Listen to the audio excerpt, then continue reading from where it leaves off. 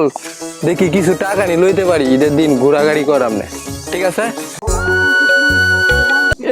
বনটা অনেক ভাল লাগলো তো, দেখি সামনে গিয়ে আমার মামারা সামারা কই ঢাকাতে আইলাম ঈদ উপলক্ষে, মামারা পাইতেছি না, আমি একটু সামনে যাই, সামনে গিয়ে দেখি মামারা আছে নাকি, কারণ এরা হইলো আমার কাছের কলিজার মামা। দেখি এলাকায় নাকি শুনলাম সোহাগ ভাই আইছে। হ্যাঁ, আমিও তো এটা শুনলাম। তো চল দেখি কিছু টাকা নি লইতে পারি, ঈদের দিন ঘোরাঘুরি করাম না, ঠিক আছে? কিরে মামা, ঢাকা থেকে কবে আইলি? মামা গতকালকে আইসি রে মামা। মামা ঢাকা থেকে তো ভরপুর টাকা কামায় আইলি, তো আমরা ঈদের শান্তি দিন একটু ঘুরতে যাব, কিছু টাকা পয়সা দিস তো। চিন্তা করতেছি মামা কি করা যায়। আরে সোহাগ ভাইয়ের সাথে দেখা হয়ে গেল গা। সোহাগ ভাই ঢাকা থেকে আইলা ভরপুর টাকা কামায়া, আমরা মিয়া এলাকার বড় ভাই, আমরা যাতে খরচে প্রতি টিয়া নাই, ঘুরতাম সুরতাম যাইম, কিছু টাকা পয়সা তো দিতা।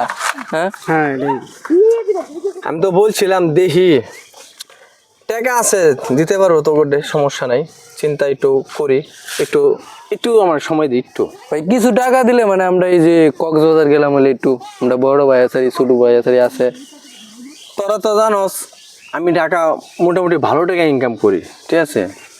কিন্তু এখানে কিছু ভুল আছে, যে মানুষ চিন্তা করে যে ঢাকা যারা চাকরি করে এরা মুড়ো অঙ্কের টাকা ইনকাম করে, কিন্তু আমি ইনকাম করি ঠিক আছে, কিন্তু সম্পূর্ণ ফ্যামিলির দায়িত্ব কি জানো, সব আমার কাছে। ভাই এটা আমার দেখাইলে লাভ হইতো না ভাই, মানে আমরা এলাকার বড় ভাই, আপনি আমার কিছু টাকা দেন।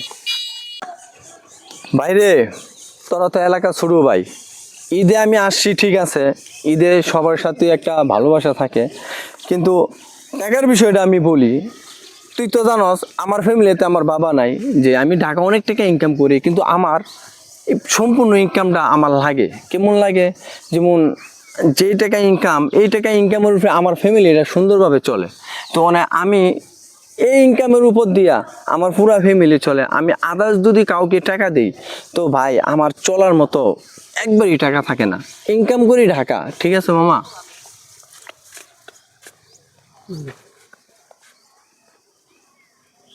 দাঁড়াও ভাই, তোমার কথাটা শুনে আমার খুব ভালো লাগলো ভাই, এই যে তোমার আমি 1000 টাকা দিলাম, ভাই রাখো।